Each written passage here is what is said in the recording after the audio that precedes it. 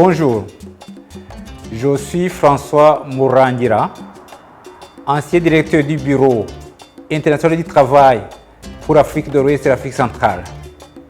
J'ai une expérience de 20 ans sur les questions d'emploi et de travail décent, incluant les droits fondamentaux au travail, l'entrepreneuriat, l'emploi décent, la création d'emplois décents, la protection sociale et le dialogue social. Et j'aimerais vous partager cette expérience. Mais j'aimerais aussi que vous puissiez vous partager vos expériences sur l'emploi décent des jeunes. Il y a beaucoup de problématiques, disons, il y a beaucoup de défis, il y a aussi beaucoup de solutions, il y a beaucoup d'idées. Mais aujourd'hui, la question qui se pose, c'est le leadership des jeunes. Comment les jeunes sont placés au centre des décisions qui sont prises en leur faveur, des politiques qui sont mises en place en leur faveur, des programmes qui sont mis en place en leur faveur. La question qui se pose, c'est le leadership des jeunes pour justement accéder aux emplois décents, aux opportunités d'emploi décents. La question qui se pose vraiment, c'est le leadership des jeunes. Aujourd'hui, c'est le thème que nous allons développer.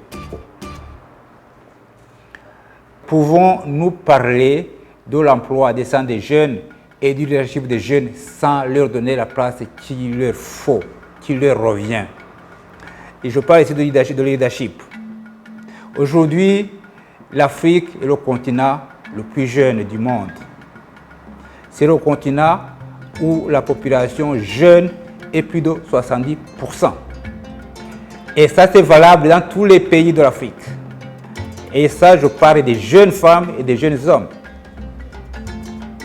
70%. Mais quand on voit les représentations dans n'importe quelle institution, publique ou privée, on ne les voit pas. Des fois, c'est 1%, 2%, 10%, même 10%.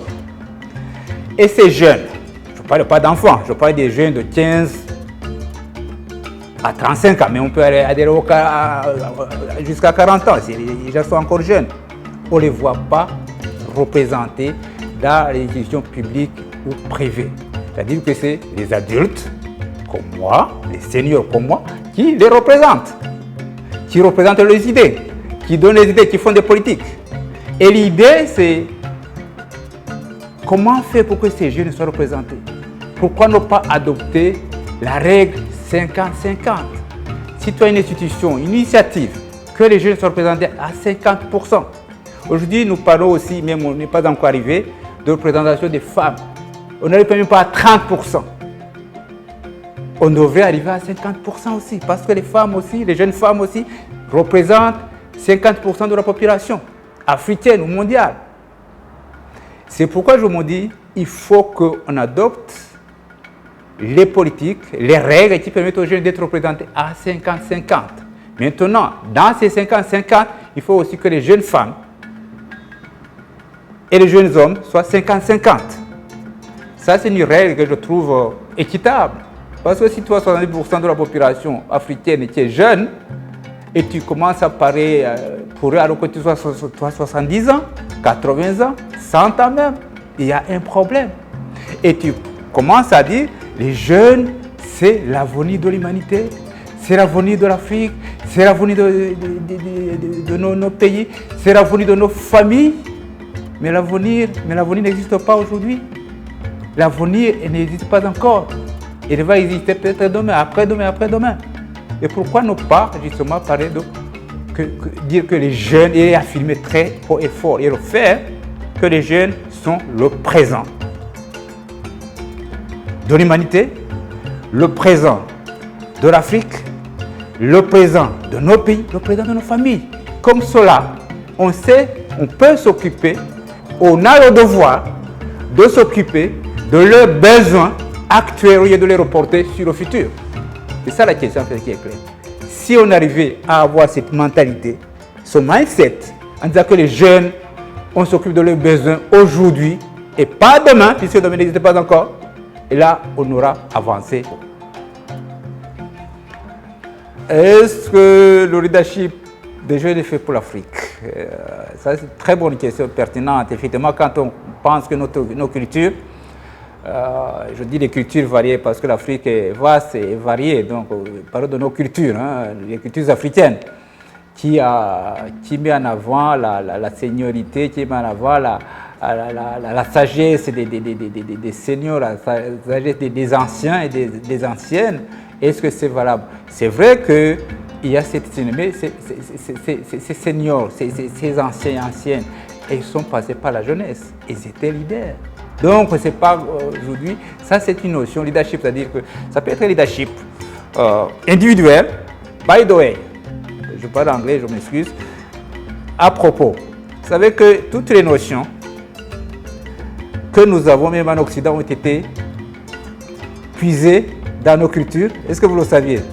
Il faut lire les livres, le livre de Cheikh Anta Diop et d'autres et d'autres et d'autres. Parce que si on commence à dire la culture africaine et la culture européenne, là, ça ne nous avance pas. Ce n'est même pas le débat actuel.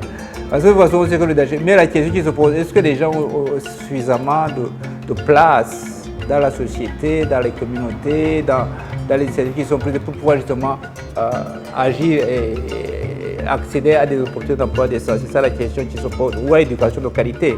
C'est ça la question. Est-ce que les gens maintenant, est-ce qu'on peut leur donner cette place? Est-ce qu'on peut leur donner, créer cet espace? Est-ce que c'est ça la question? Est-ce qu'il y a les gens qui peuvent le créer? Il y en a, ça existe bien évidemment, mais c'est juste créer un débat. Donc il faut qu'on puisse arriver à leur donner la place, mais la place n'est pas une place assise, c'est une place debout, c'est une place de mouvement, c'est une place d'action dans ce qui y est fait, tout ce qui doit se faire pour eux, pour elles.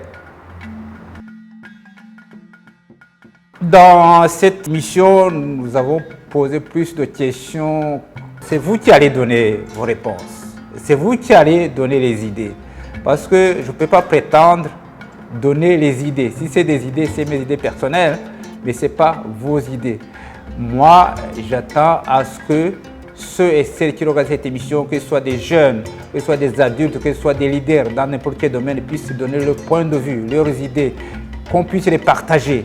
Mais je répète encore une fois, ce n'est pas des idées pour des idées, ce n'est pas des expériences pour des expériences, c'est des idées pour action, pour que nos jeunes Africains, nos jeunes Africains puissent accéder à des emplois décents, puissent avoir des conditions de vie meilleures. C'est ça vraiment ce qui est derrière. Il faut qu'on soit pratique.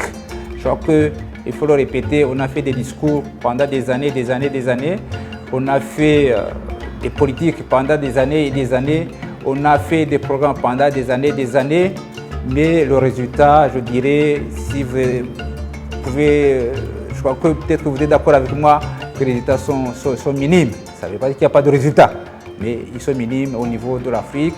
Ce n'est pas pour rien que nous voyons nos jeunes aller se sacrifier dans le désert ou dans la Méditerranée pour chercher le meilleur, alors que le meilleur, finalement, je dirais, le meilleur, c'est en Afrique.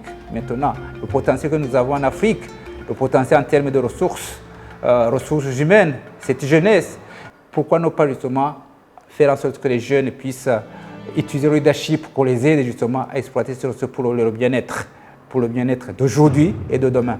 Voilà, c'est ça l'idée maintenant. La prochaine émission, on va encore discuter sur ces questions, sur ce potentiel qui est là en termes de ressources humaines, de ressources de jeunes, en termes de potentiel qu'on peut exploiter justement pour donner l'espoir aux jeunes, pas l'espoir qui fait dormir, mais l'espoir en termes d'amélioration des conditions de vie de nos jeunes Africains, de nos jeunes Africains. Merci. Allez, à bientôt.